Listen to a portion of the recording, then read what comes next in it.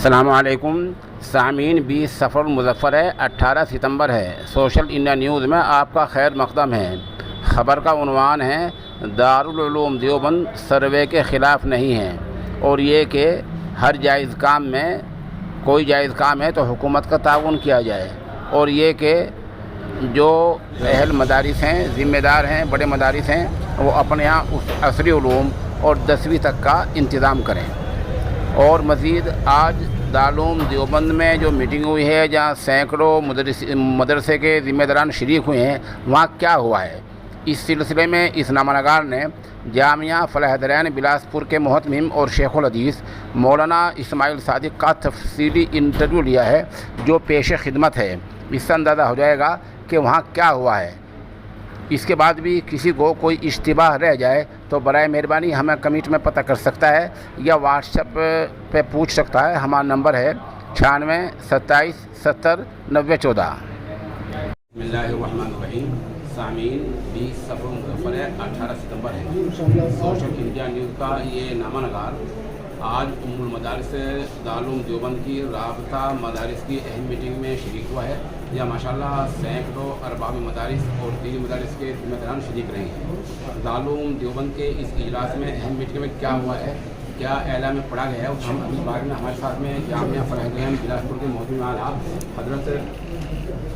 حضرت مولانا اسماعیل صادق صاحب جڑے رابطے میں ہیں۔ اس سے پہلے میں آپ کو یہ بات بہت اہم بتا دوں کہ دارالعلوم نے آج یہ اعلان کیا ہے کہ ام المدارس دارالعلوم دیوبند سروے کے خلاف نہیں ہے۔ اس کے بعد میں حضرت درخواست کروں گا کہ مولانا صاحب آج دارالعلوم نے کیا پیش کیا اعلان ہوا آپ کا؟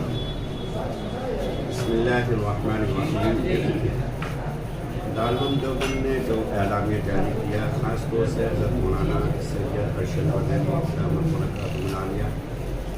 صدر المدرسین دارالعلوم دیوبند، صدر جمعیت علماء ہند، حضرت کا جو کلیدی خطاب ہوا، اس میں جو اہم باتیں سامنے آئیں، ان میں سب سے پہلی بات تو یہ ہے کہ حقوق اطفال کا خیال رکھتے ہوئے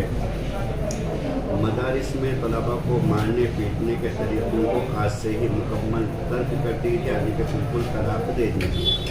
اور اس میں خاص طور سے مدارس اس چیز کا بہت زیادہ خیال رکھیں کہ طلباء کی پٹائی نہ کی جائے۔ دوسری بات اس میں یہ کہی گئی کہ مدارس میں صحت بخش ماحول کا خیال رکھا جائے، غسل خانوں، استنجا خانوں اور اسی طریقے سے مطبخ وغیرہ کی صفائی کا بہت خاص طور سے خیال رکھیں، اور ضرورت پیش آئے تو اس کے لیے باقاعدہ ایک مستقل آدمی رکھا جائے جو ان تمام چیزوں کی صفائی ستھرائی پر مامور ہو۔ تیسری بات جو حضرت مولانا نے اپنے خطاب میں فرمائی وہ یہ ہے کہ تمام مدارس میں جو اہم ترین بنیادی اور منتخب مدارس ہیں اور جن کے پاس اللہ نے وسعت کی گنجائش ہے، ان کو چاہیے کہ ہائی اسکول کا عصری تعلیم کا نظام اپنے یہاں جاری کریں، اور اگر ان کے یہاں اسکول نہیں ہیں تو ان کو چاہیے کہ کسی نہ کسی دوسرے اسکول میں اپنے طلباء کو داخل کریں، اور لازمی قرار دیا جائے کہ آپ کے یہاں جو بڑی عمر کے طلباء ہیں ان کو آپ 10ویں کرائیں۔ اس کے ساتھ ساتھ انہوں نے یہ بھی فرمایا کہ دارالعلوم دیوبند میں بھی انشاءاللہ آئندہ سال سے اس کا باقاعدہ آغاز ہوگا کہ طلباء کو 10ویں کلاس پاس کرائی جائے گی۔ چوتھی بات حضرت نے فرمائی کہ مدارس اسلامیہ میں حساب و کتاب میں بطور خاص شفافیت لائی جائے، اور اس کا طریقہ ایک تو شفافیت کا یہ ہے کہ آپ بڑی امانت داری اور دیانتداری سے حساب رکھ ہی رہے ہیں، لیکن اس کے ساتھ ساتھ کسی CA سے آپ سے رابطہ کر کے اور اپنا حساب باقاعدہ آڈٹ کرائیں، اس کے بیلنس شیٹ وغیرہ بنوائے جائیں، اور مکمل طریقے سے حکومت کے قوانین ضابطوں کی رعایت رکھتے ہوئے آپ اپنا حساب آڈٹ کرائیں۔ پانچویں بات حضرت نے یہ فرمائی کہ حالیہ جو سروے چل رہا ہے اس کے ہم ہرگز خلاف نہیں ہیں، اور نہ ہم کسی قسم کی تشویش میں مبتلا ہیں۔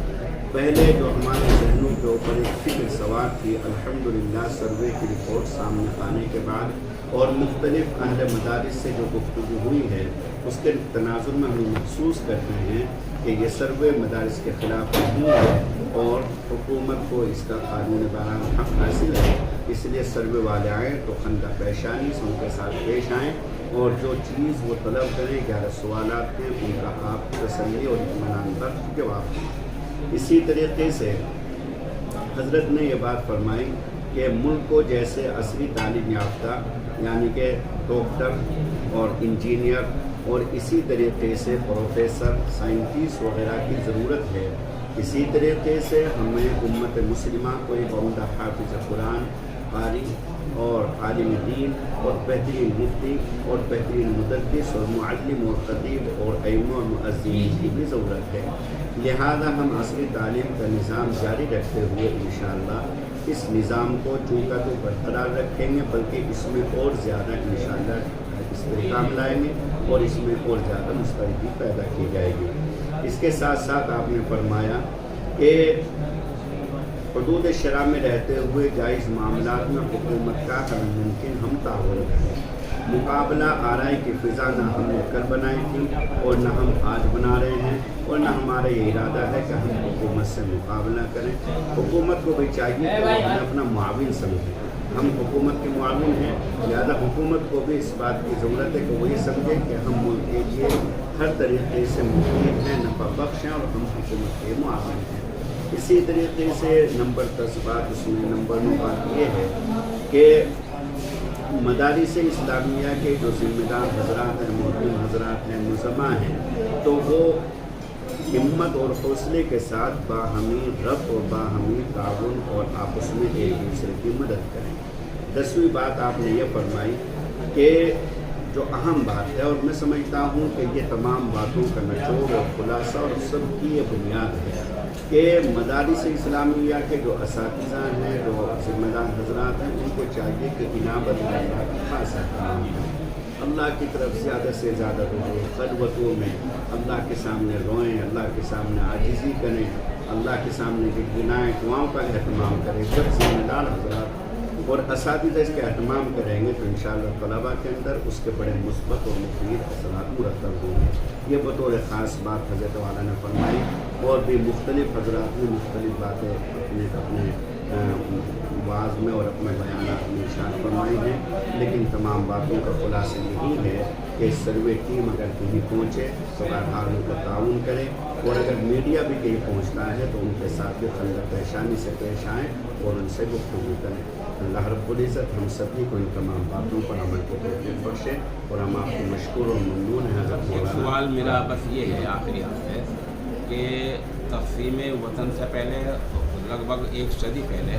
سارا نظام ایک ہی چھت کے نیچے چلا کرتا تھا، دنیوی تعلیم بھی اور